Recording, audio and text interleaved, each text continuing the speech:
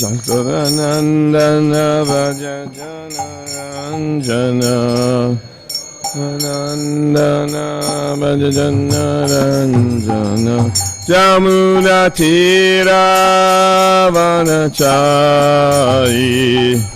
Tira Vanachari Jaya Radha Madhava Puja Vihari Radha Madhava Puja Vihari Govinda Malava Girivanadhari Govinda Malava Girivanadhari Jasodanandana Vajajanaranja Nana Jajanaranja Jamuna Tira Vanachari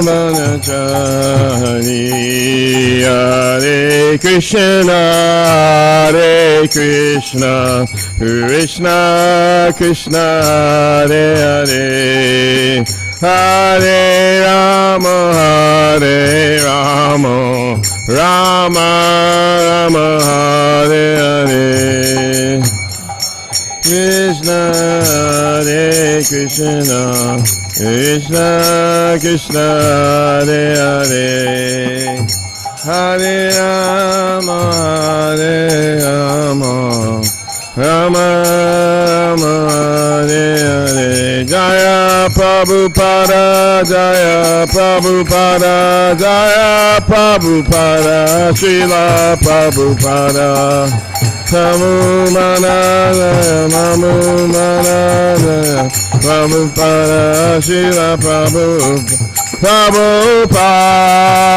Prabhupada Prabhupada Jaya Jaya Prabhupada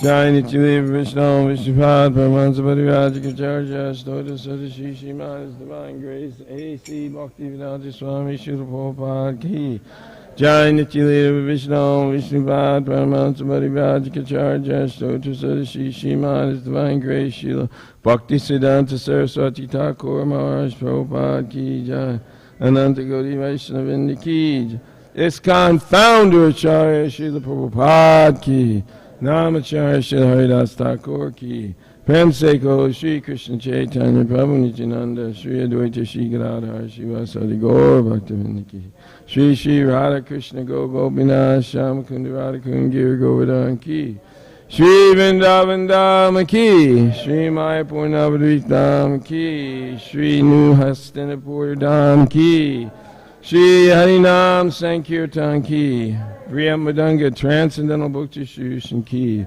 Prasadam Sankirtan Ki Jai Shri Shri Gaurnitai Ki Jai Shri Shri Radha Parthasarthi Ki Shri Sitaram Lakshman Hanuman Ki Jai.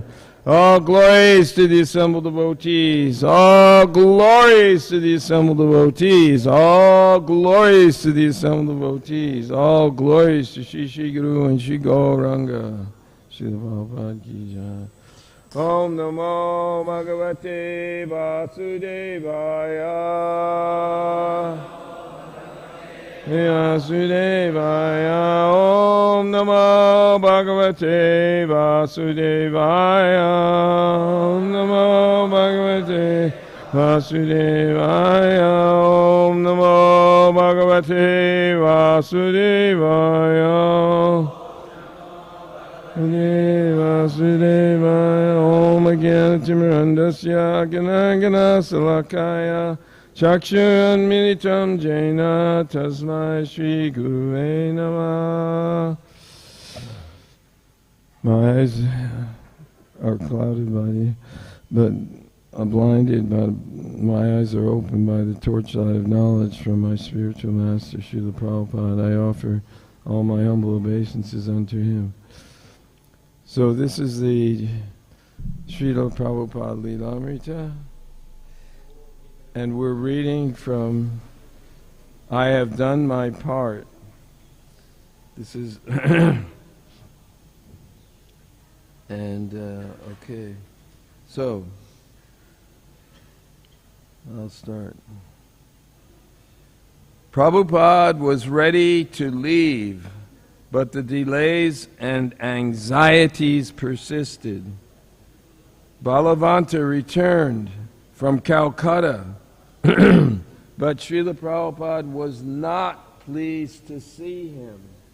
Why? He demanded, had he come back without Abhiram. Balavanta said he had wanted to be with Srila Prabhupada, and he thought that Abhiram could handle the last steps of getting the green card. Prabhupada reprimanded Balavanta, saying service to the Guru was better than being with him. Then Tamal Krishna left for Delhi to arrange for the tickets. When 2 days later Srila Prabhupada learned that there might be a delay of several days before Tamal Krishna and the other Americans in the party could leave India, he said he could leave immediately without them, taking Shruti Kirti as his servant. Then Prabhupada heard of an airport strike in London, and the night before his scheduled departure, his health worsened. Many devotees urged him not to go, but amazingly the tickets and pass arrived, and at midnight on August 28th, after a 6-month stay in Vrindavan, Srila Prabhupada and his party left from the front gate of the Krishna Balaram Mandir and headed for Delhi in a caravan of cars. So here we're seeing Srila Prabhupada is pushing like anything because he knew he had very limited time on the planet. So he wanted to continue his world tour and didn't want to be stopped by any inconsistent situations. So he's emphasizing here that we will continue onwards even just with his one servant, Shruti Kirti. And just as Prabhupada was leaving, Bisan Chandra Seth, a friend of Prabhupada's in Vrindavan, had come and protested. It will not be good if something happens and you leave your body outside of Vrindavan. Prabhupada told Mr. Seth that because his disciples were so much in love with him, he could not easily refuse their request. If the trip became too difficult, he said, he would return immediately. So this was nearing Srila Prabhupada's last stay in the world, and also he was, I think this is the last world tour that he was doing. So he was emphasizing that this is what brought Prabhupada great ecstasy, besides hearing the book scores that came in every day from the BBT. The love of his devotees was pulling him to come, just as the gopis, when Krishna left Vrindavan, they were being pulled by their love for Krishna. So Prabhupada is saying here, if the trip became too difficult, he said, he would return immediately. So he's been in Vrindavan for 6 months, which is a very long time for Srila Prabhupada. And we see how much he loved Vrindavan, because actually Prabhupada did say, if you're going to leave, then go to Vrindavan. Just like we have our dear Kadambakanana Swami. He's gone to Vrindavan, and he's sitting there, staying till the last breath, and preaching like anything. So this is Prabhupada's mood also. He told Mr. Seth that he was simply depending on Krishna. So he's taking direction from Krishna, and Prabhupada has a direct link with the Supreme Personality of Godhead, because, as Prabhupada once said, these Bhaktivedanta purports were being told to him by Sri Krishna himself. In those wee hours of the night, Prabhupada would stay up and translate. When everyone else was sleeping, his dictaphone would be clicking from like midnight to 4 or 5, 4 o'clock. Prabhupada rode lying on a mattress in the back seat of his car. And after 2 hours of driving over roads greatly damaged by flooding, they reached the Delhi airport. Srila Prabhupada waited in the car. The early morning was warm, and the devotees opened the car doors. Bhavananda Goswami, who had just been released from jail in Bengal, had arrived in time to see Srila Prabhupada. Bhavananda approached the car and placed his head on Prabhupada's feet. So this is an amazing pastime which we remember hearing. In 1976, the temple in Mayapur was attacked by many gundas, and there was a scuffle, and Bhavananda Goswami took out the shotgun and fired it just to scare them. And he was arrested for doing that and for trying to stop these rascals who were attacking the temple, because he had an illegal gun, I believe. But so this is Bhavananda, had just got out of jail. He was in jail for about 3 or 4 days, and he approached the car, and what did he do? He placed his feet. He placed his head on Prabhupada's feet. We can't all do that, but that must have been so ecstatic to see his guru, Srila Prabhupada, and touch his feet. So what did Prabhupada reply? "How are you?" Bhavananda reported that everything was improving in Mayapur. All the local sadhus and citizens were now siding with Iskcon against the hoodlums who had attacked the temple. Srila Prabhupada was moved to an airport waiting room prior to going through the customs formalities. So here he's continuing his world tour. And about 10 devotees were there to see him off as he left with his party of 4. Tomal Krishna, that was Prabhupada's leading secretary in GBC. Upendra, Srila Prabhupada's personal servant.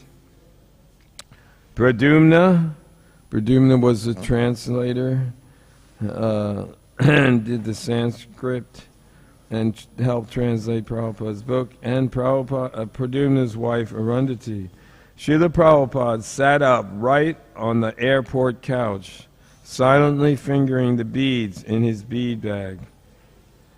So Srila Prabhupada was actually always chanting. Even when he was giving Bhagavatam class under his breath, he was always chanting. So this is a good instruction, to always keep the holy name on your tongue. There should be no silence. Like sometimes when I'm cooking, I will focus best when I just chant softly, Hare Krishna, Krishna Krishna, Hare Hare, Hare Rama, Rama Rama, Hare Hare. Because the mantra should always be on your tongue. There shouldn't be silence. Therefore, Krishna manifests himself in his holy name. And on that note, I wanted to share one experience that has sustained and maintained me throughout my whole devotional career. And it has to do with Kirtan, which I want to acknowledge all of you for creating such a wonderful experience of Kirtan. When I first joined, it was Kirtan and Prasadam. And I had the good fortune of being one of the cooks for the Deity Kitchen in 1972. Was the first time Srila Prabhupada was in New Vrindavan in West Virginia, America, and he I got the opportunity to come there because I was helping cook for the Janmashtami and Vyas Puja feast. So on Vyas Puja day, an amazing thing happened, very amazing. I was in the crowd sitting down. We were about 200 to 300 devotees. And there is a big stage where Srila Prabhupada was chanting, and Vishnu Jan Swami, I don't know if you've heard of him, but he was the Kirtan man, Kirtan devotee who had a very close connection with Srila Prabhupada. And he was leading the Kirtan. This was just after Prabhupada gave his Vyas Puja lecture, where he talked about how the Viceroy accepts gifts on behalf of the King of England.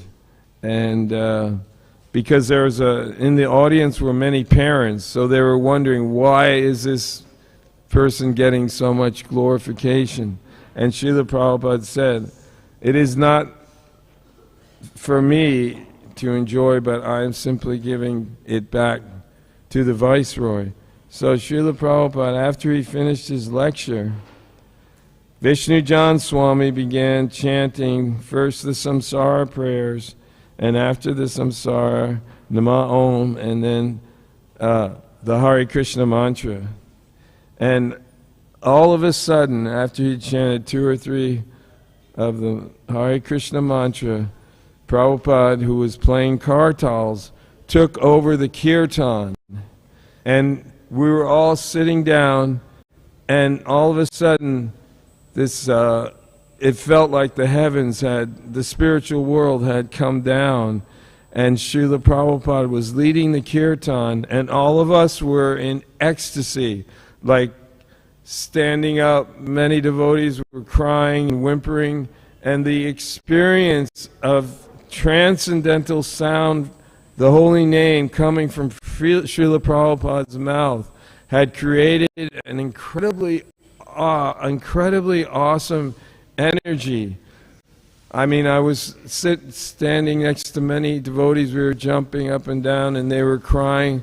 One devotee, I forgot his name, but anyway, he said for 1 hour he was crying, and then it just, everything, after we chanted, Prabhupada chanted for about half an hour, then they brought him this incredibly huge banana birthday cake. It was on a huge, bigger than this, about this size, and the devotees, they saw the cake coming. They were carrying it on like this, and it barely got to Prabhupada because devotees were grabbing that cake, and there was a little piece left over for Prabhupada.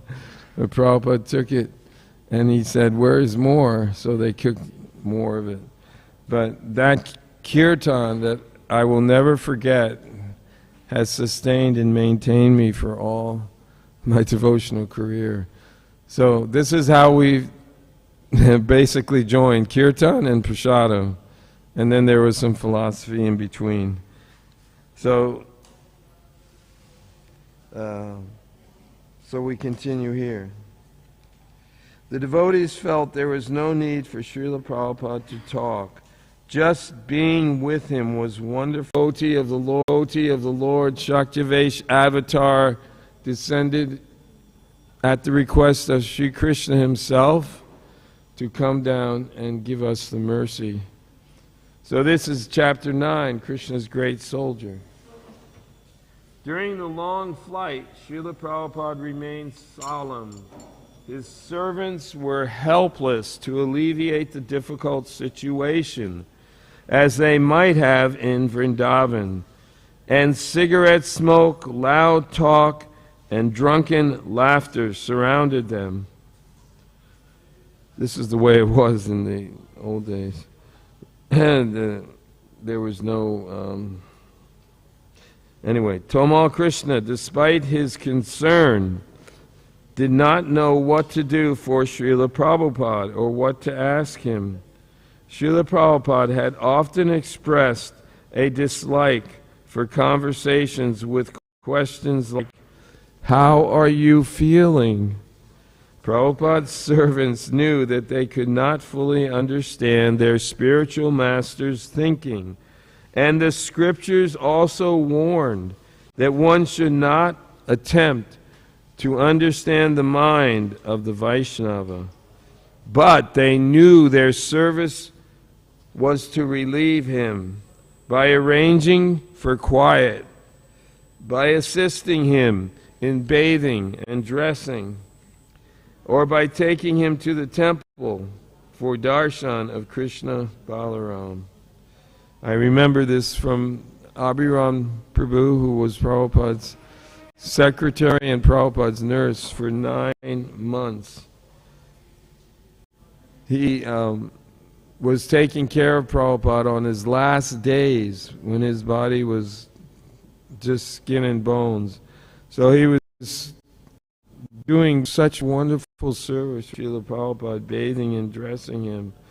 And he was so careful.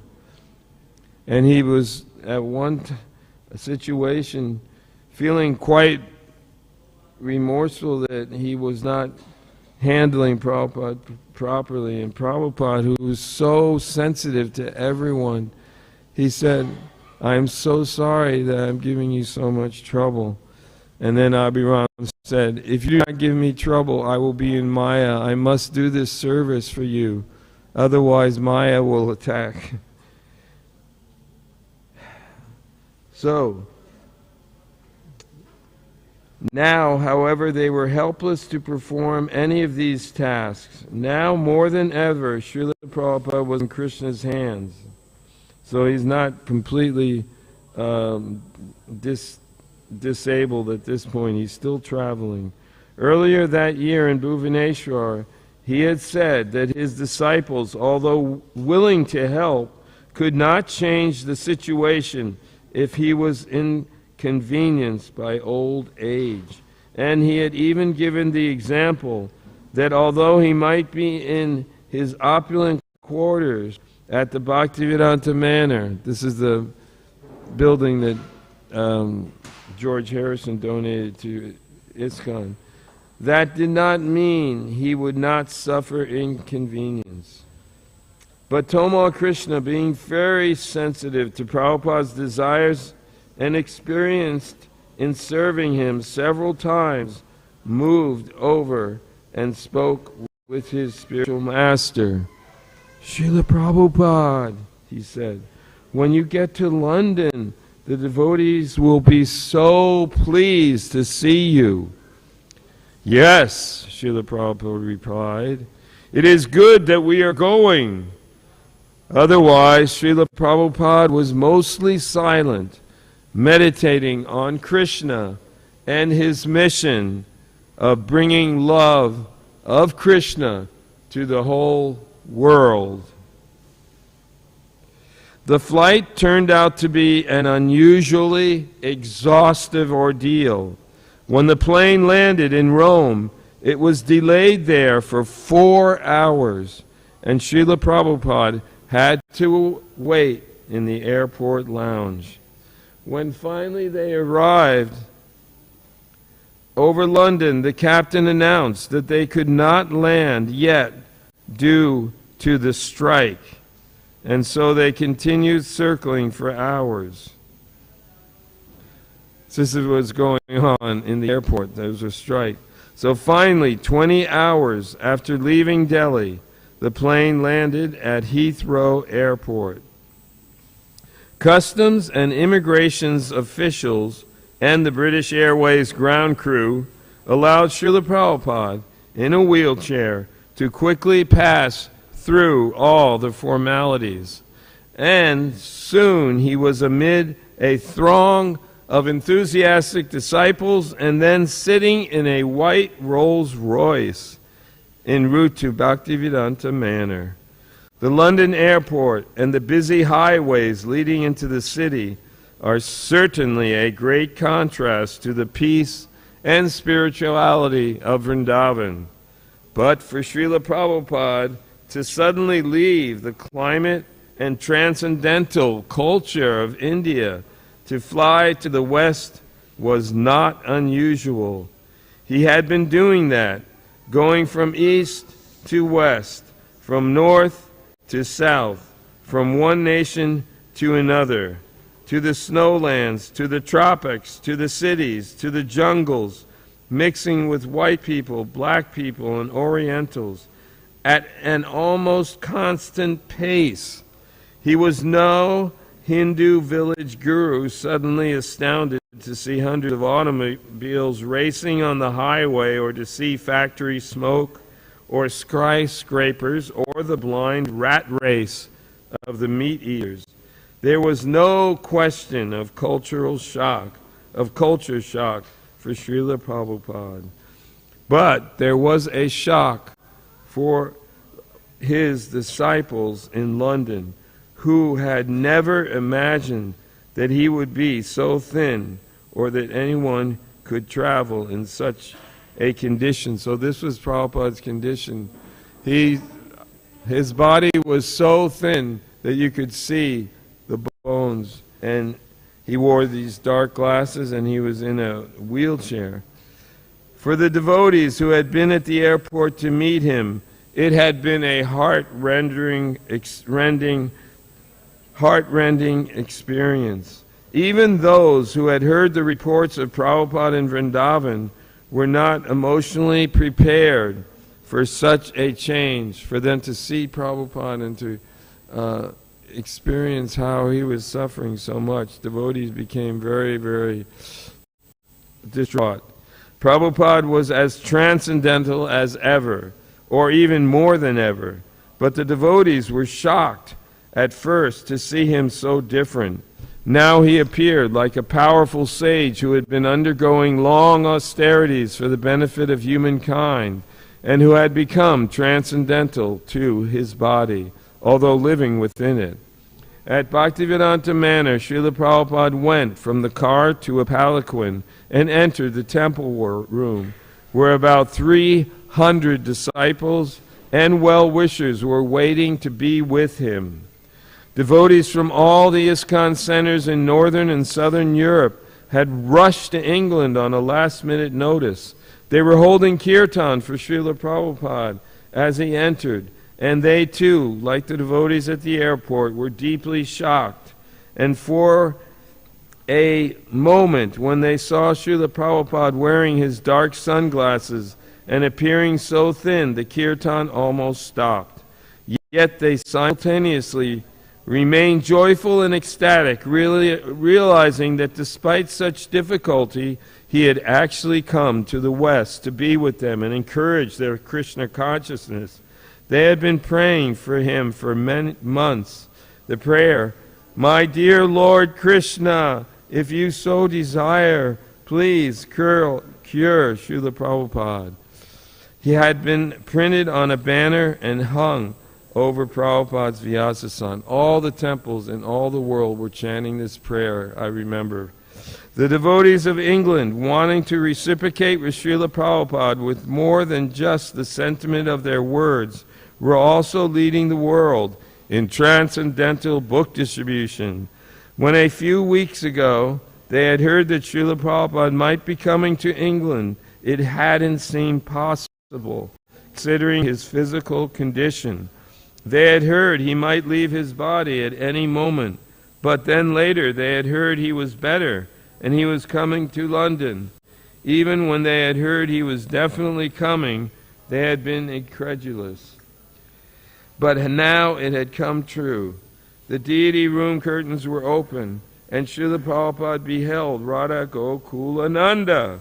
Some devotees stood in front of him, and with a small gesture characteristic of his hand, he waved them aside.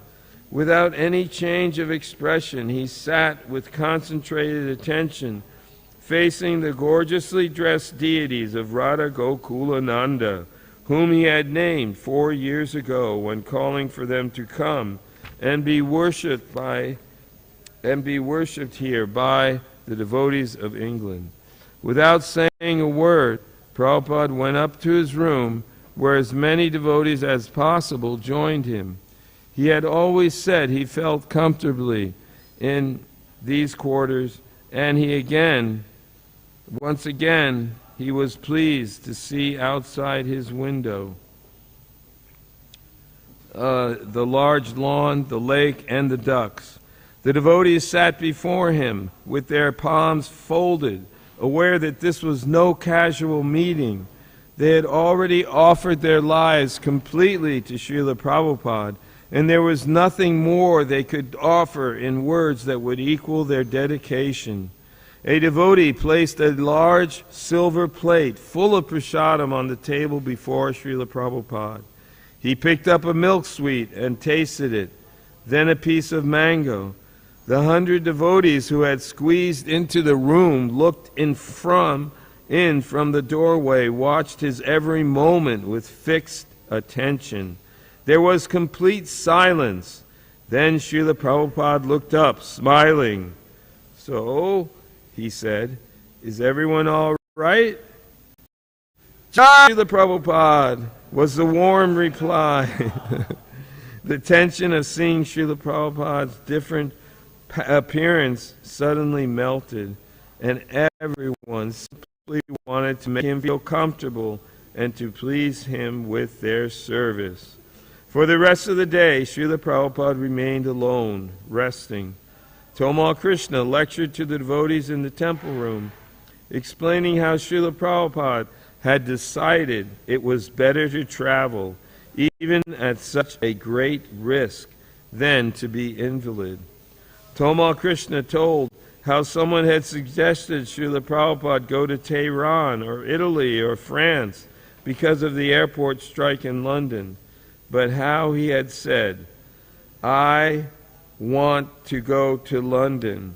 Srila Prabhupada has come to take shelter of you," said Tamal Krishna. He said that according to Shastra, a devotee should stay in Vrindavan, especially at the end of his life. But because Srila Prabhupada's spiritual master had ordered him to go to the West and preach, he had returned, determined to fulfill the mission until the last. The devotees were deeply touched that Srila Prabhupada's coming was at least partially in recognition of their preaching. They resolved to reciprocate with him while he was there by holding a book distribution marathon. If they showed him their dedication by preaching, maybe he would stay long time. At 2 o'clock the next morning, Bhagavan and Tamal Krishna went into Srila Prabhupada's quarters to attend him. Srila Prabhupada, who had just awakened, was very pleased to see Bhagavan, his leader from southern Europe. This was why he had come to the West, to be with his teachers and to be encouraged by them. "Tamal has brought me with great difficulty," said Srila Prabhupada. "It was the correct thing. I thought, what is the use of dying? Better come. So Krishna Balaram has placed me in the care of Radha Gokulananda." Bhagavan presented Srila Prabhupada with some newly printed books, an Italian Bhagavad Gita as it is, another volume of Srimad Bhagavatam in French, and other books in Dutch. The total book distribution in Europe, Bhagavan reported, had surpassed that of America. "Tamal, did you hear that?" Prabhupada asked. "This is my life. Come here. Srila Prabhupada began rubbing Bhagavan's head, and tears fell from his eyes. You have no problems, he said to Bhagavan. In his own work on Srila Prabhupada's behalf, Bhagavan had been encountering a rough period.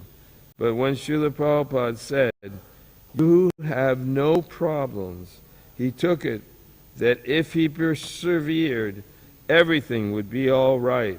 As long as he stayed engaged in devotional service, he had no problems. For Bhagavan, there was no need for Prabhupada to say more. Prabhupada's order was already his heart and soul. But now that order and Srila Prabhupada's love entered deeper into his heart. Srila Prabhupada's mood was one of pure thankfulness without his usual critical instructions. He simply wanted to be with his devotees and encourage them. Produce books, said Srila Prabhupada.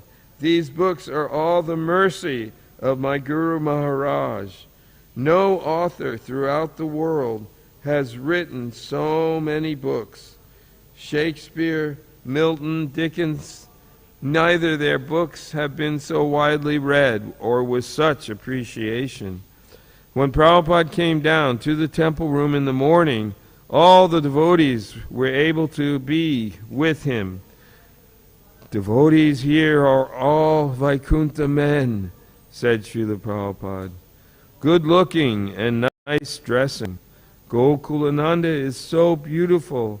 I shall be glad to die in that condition amongst the devotees and seeing Gokulananda. The devotees had come to see that Srila Prabhupada actually looked very wonderful in his dark sunglasses and freshly pressed silk dhoti and kirta with clean, clear Vaishnav tilak on his forehead. He would come gliding down the stairs on the palanquin, carefully carried by two able-bodied disciples, and he would sit on the Vyasasana and watch them perform kirtan of the holy name. Since he rarely spoke, the kirtan and his appreciation of what it was the main exchange between him and his disciples. Externally, Srila Prabhupada gave very little indication of even appreciating the kirtan. Those who were standing or dancing near to him, however, could see behind his sunglasses the tears sprinkling from the corners of his eyes and onto his cheeks. And all the devotees chanted, rejoicing in the knowledge that Srila Prabhupada simply wanted to be with them. They knew that although he was a pure devotee and self-satisfied, he could actually be inspired by his disciples' affection. By their intense enthusiasm to serve and praise Krishna under his order, he could become enlivened to stay in the world longer and preach. The devotees in their manner agreed that Radha Gokulananda seemed to be looking especially at Srila Prabhupada, and he was looking especially at them. Some felt that by witnessing Srila Prabhupada and Radha Gokulananda, they were looking directly into the spiritual world, seeing Krishna and his pure devotee. Therefore, there was no need for talks or demonstrations further than what Srila Prabhupada was giving everyone by coming to be with them in the temple room. Each morning, the Kirtans would build enthusiastically. Tomal Krishna asked that devotees not sing the Guru Puja song because it created too much emotion for Srila Prabhupada. So they chanted the Panchatattva mantra and then Hare Krishna. After half an hour, the singing and chanting would be fervid, and Srila Prabhupada would sometimes tap his thumbs together, just like movement of his Krishna, the kirtan. Then with the raising of one finger, Srila Prabhupada set the whole room full of hundreds of devotees into jumping ecstasy. The devotees felt that by chanting Hare Krishna and dancing, they were somehow singing and praying for Srila Prabhupada's good health and continued life. Srila Prabhupada would sit unmoving, but the devotees knew his desires, and many of them continued jumping several feet into the air, almost touching the chandeliers. After a wild transcendental hour of kirtan, Srila Prabhupada would go upstairs, carried over the heads of the devotees on the palanquin. When the devotees in London heard that Srila Prabhupada was getting many invitations to go to America, they began to worry. They were thinking this would be the last time they would see him, and they wanted to keep him with them forever. If they could distribute an incredible number of books, then maybe he would live longer and stay longer at Bhaktivedanta Manor. They were already feeling privileged that Srila Prabhupada had chosen their temple out of all others, and they spoke among themselves. They concluded that Radha, London Ishwar, and Radha Gokulananda must be Srila Prabhupada's favorite deities. They realized that aside from chanting and serving, there was nothing they could do to help Srila Prabhupada and keep him with them, and this inability made them feel helpless. Despite their efforts, everything was up to Krishna. Srila Prabhupada confided to his secretary that he was disturbed by thoughts of India and that he had no wish to go back. In India, he said, whatever project I made, the government has simply given me obstacles. I had to tax my brain so much. India, he said, had lost its culture.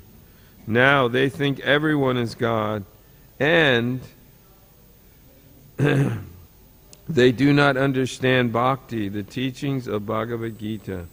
From the members of parliament to the members of the street, everywhere there was suspicion that I have brought the CIA.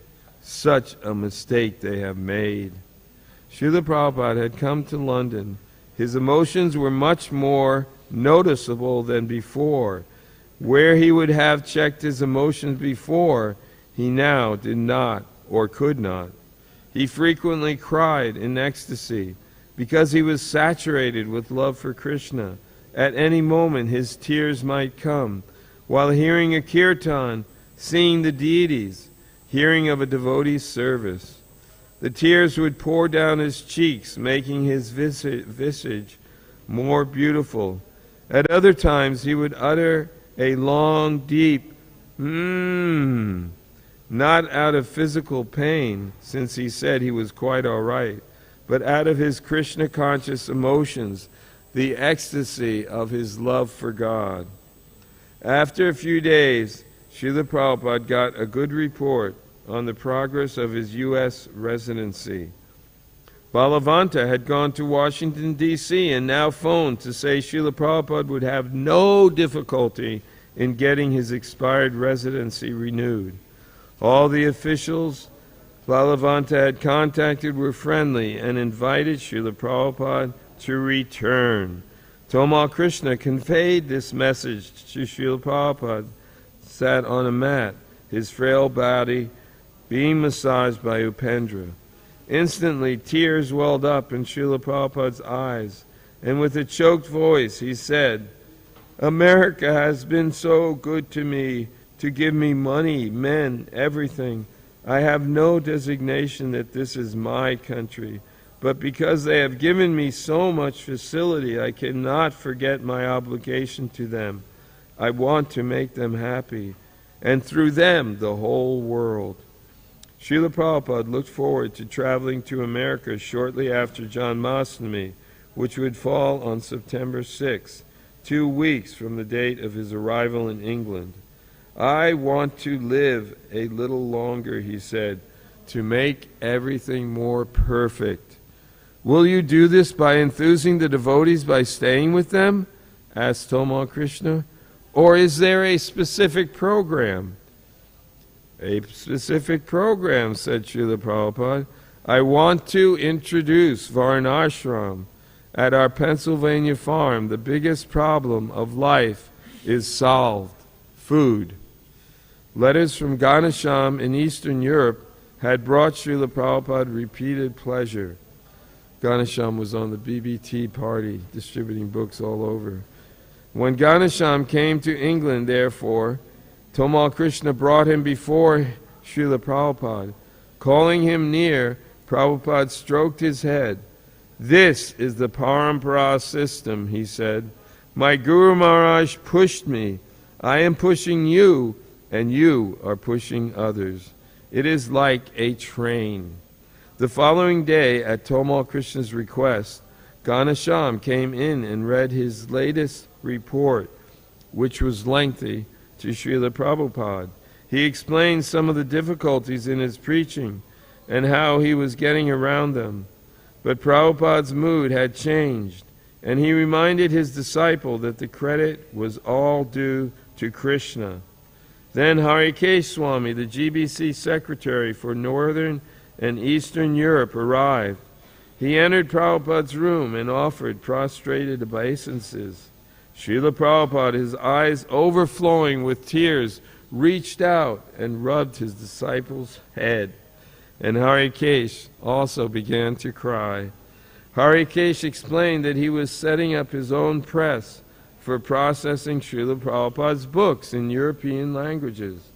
"Very good," said Prabhupada. "As a father likes to see his estate nicely managed, so I am like that. Get places and print books." Harikesh Maharaj had brought with him most of the book distributors from Germany, and he arranged that they meet privately with Srila Prabhupada. The men, most of whom he had never been with Prabhupada, gathered in his room and sat in overwhelming appreciation of the moment.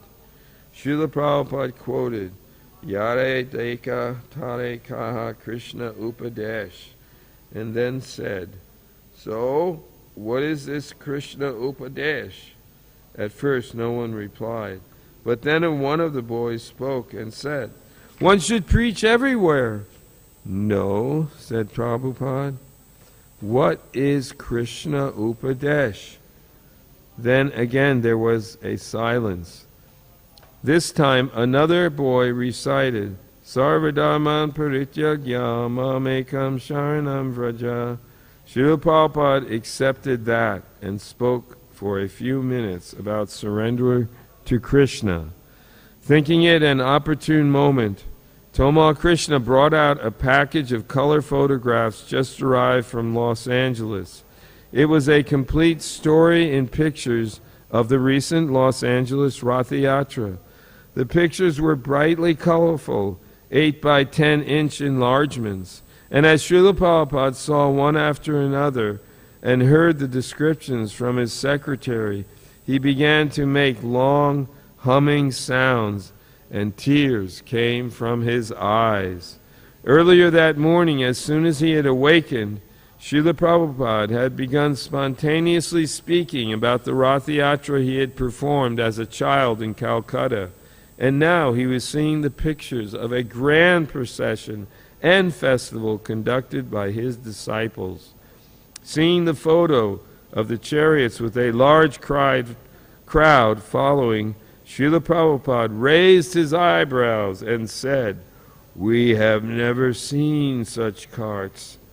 Another photo showed long lines of people waiting to see the changing bodies exhibit, a diorama depicting the transmigration of the soul. "I told you this would happen," Prabhupada explained. "I am very much glad to see this."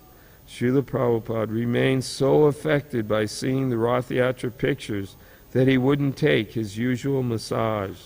"Not now," he said in a choked voice, and he sat meditatively silent for 2 hours. On Janmashtami Day, Srila Prabhupada rode in a rented Rolls-Royce to the temple at Bury Place in downtown London to see their lordships, Sri Sri Radha London Ishvara. Entering the building in a palanquin, Prabhupada came before Radha London Ishvara and slowly removed his sunglasses, his eyes flooding with tears, while around him devotees chanted his name and names of Radha and Krishna. On the way back to the manor, Tamal Krishna recited to Srila Prabhupada the many pastimes of Prabhupada's preaching days in London. The next day was Vyas Puja, Srila Prabhupada's 82nd birthday. Again, upon waking, he recalled his childhood and how an uncle had called him Nandulal because he was born on the day Nanda Maharaj gave presents to the Brahmanas, the day after Krishna's birthday. Srila Prabhupada went down to the temple, and after a fully exultant kirtan by hundreds of devotees, he accepted, without tasting, a 3-tier, 5-foot-long birthday cake. He noticed that the devotees had only used 81 candles due to counting age by the Western method, so another candle was added. At Srila Prabhupada's request, Tamal Krishna stood and spoke. The next day, Srila Prabhupada's health suddenly became much worse, and he couldn't come down to the temple. This was the first crisis since his coming to England, and suddenly his plans changed. Instead of going to the United States he had planned, he now requested that he be taken back to India. He spoke of Bombay. "If I live a few more days," he said, "let me see the opening of the Bombay temple. We can wait here and then fly to Bombay. I have worked so hard for it. If I see the opening and then die, it will be a very peaceful death. If I live, I can come back here." The health crisis seemed to pass, but Srila Prabhupada now felt he would be unable to go to New York. He asked to hear the various astrological calculations. "Let us have a laugh," he said. The readings predicted that these would be the most difficult days. I want to ask if anyone has any questions. We have 5 minutes. Any questions about this encounter or anything? Okay? All right, then I'll continue. For many of the devotees, Srila Prabhupada's not going to America upset their hopes of his getting better and living a long time. But Prabhupada felt he had traveled as far as he could, and now he should return to Bombay and Vrindavan. For a few days more he stayed, waiting for a clearer indication from Krishna, and he resumed going to the temple in the morning. Brahmananda Swami had come from Africa, and Srila Prabhupada watched with pleasure as heavy-set Brahmananda, first disciple to dance for him 11 years ago in New York, rose to dance again before his spiritual master. As Brahmananda jumped up and down, dancing ecstatically, Srila Prabhupada smiled and clapped his hands. Afterwards, Tamal Krishna asked Srila Prabhupada what he had prayed that morning as he had sat looking intently at the deities. Prabhupada replied, "I was praying to Radha Gokulananda to please engage me in the service of Sri Sri Radha Rasavihari from Bombay." Srila Prabhupada wanted to return to India, and his desire was his servant's order. "If I survive this time," he said, "we shall do Vrindavan Parikram. You can carry me on a palanquin." At the airport there were delays. During the wait, Tamal Krishna put earphones on Srila Prabhupada so he could listen to a tape-recorded kirtan. Prabhupada slowly rocked his head, listening until finally he was allowed to board the aircraft riding in a wheelchair. Srila Prabhupada ki jai! Vaishnav Sangha ki jai! Srila Prabhupada Lilamrita ki jai! And all the Vaishnavas, we wanted to personally thank everyone that this has been most ecstatic visit. we wanted to acknowledge you for extraordinary devotee customer service. And we will never forget these moments, and we look forward to the opportunity of returning on our leave. Jai Shri Srila Prabhupada ki! Srila Prabhupada ki! Srila Prabhupada ki! Hari Bol!